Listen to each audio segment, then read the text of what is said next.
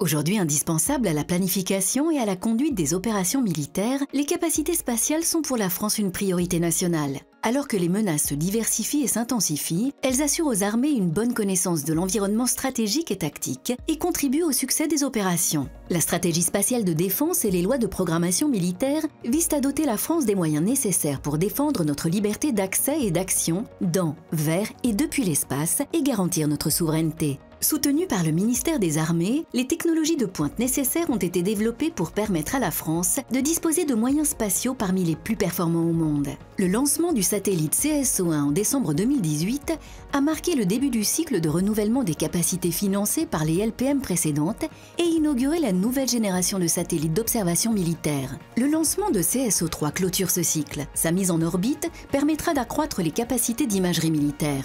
Les satellites CSO font partie du programme MUSIS, dont la maîtrise d'ouvrage est assurée par la DGA. Elle a délégué au CNES la réalisation des satellites et du segment de contrôle associé. Une fois CSO-3 réceptionné en orbite, le système complet sera en service au sein des forces pour répondre aux besoins exprimés par l'état-major des armées. 6 ans après le lancement du premier satellite CSO, CSO-3 vient compléter la constellation.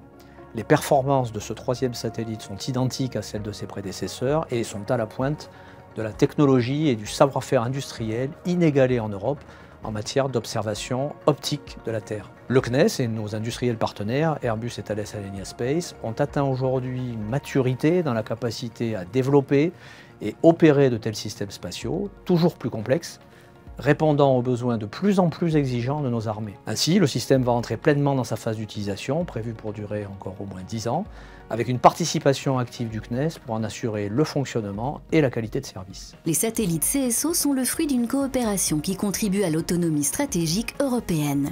Les satellites CSO sont ce qu'il se fait de mieux en observation optique spatiale en Europe. Leurs caractéristiques inégalées permettent d'échanger de l'imagerie radar avec l'Allemagne et l'Italie et d'offrir ainsi aux opérationnels français le meilleur de ce qui se fait en Europe. D'autres pays participent à la coopération, permettant de construire l'Europe de la défense en offrant à tous ces pays le meilleur de ce qui se fait en optique visible et infrarouge spatiale. L'objectif des satellites est d'offrir aux forces les images nécessaires pour suivre et conduire les guerres d'aujourd'hui et anticiper les guerres de demain. Dans un monde marqué par l'incertitude, la résurgence de nouvelles menaces est caractérisée par le triptyque compétition, contestation, conflit, les armées ont besoin plus que jamais d'un outil d'appréciation autonome de situation. La capacité militaire d'observation de la Terre contribue avec d'autres moyens à répondre à cet impératif. Elle est actuellement constituée de 2 satellites identiques CSO-1 et CSO-2, employés dans des missions complémentaires de reconnaissance et d'identification. Plus précisément, elle permet de détecter, de reconnaître, d'identifier et localiser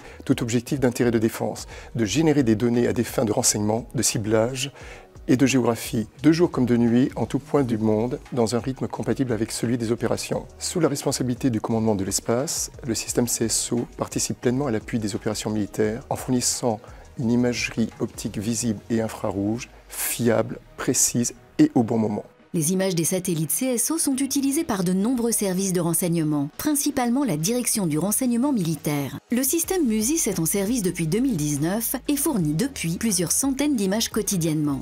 Nous évoluons dans un monde toujours plus conflictuel où les capacités d'observation de la France sont pleinement sollicitées. Grâce à CSO-3, la direction du renseignement militaire pourra acquérir davantage d'images, de jour comme de nuit. Cela améliorera également le délai entre 2 prises de vue sur un même site d'intérêt. Le traitement de ce flux additionnel d'images électro-optiques et infrarouges est facilité par les outils d'intelligence artificielle. Cela va améliorer la quantité et la qualité du renseignement produit, ainsi que son partage. Ce troisième satellite de reconnaissance consolide notre crédibilité auprès de nos partenaires les plus avancés dans ce domaine. C'est notre autonomie d'appréciation de situation au profit des autorités politiques, des décideurs militaires, ainsi que de nos forces déployées qui sera renforcée, de même que notre résilience. La DGA prépare déjà la génération suivante avec le programme IRIS qui prendra la relève à partir des années 2030. Avec ses satellites aux performances et à l'activité accrue, il permettra de poursuivre les missions de CSO conformément à la stratégie spatiale de défense. Tout comme Helios et CSO, le programme IRIS s'inscrit dans une logique de coopération en partageant nos capacités d'imagerie avec nos partenaires européens. Il promeut également une logique d'export de nos satellites au profit de nos alliés. Aux côtés des satellites de télécommunication Syracuse et les satellites de renseignement électromagnétique CERES, les satellites CSO accroissent considérablement la supériorité opérationnelle de nos forces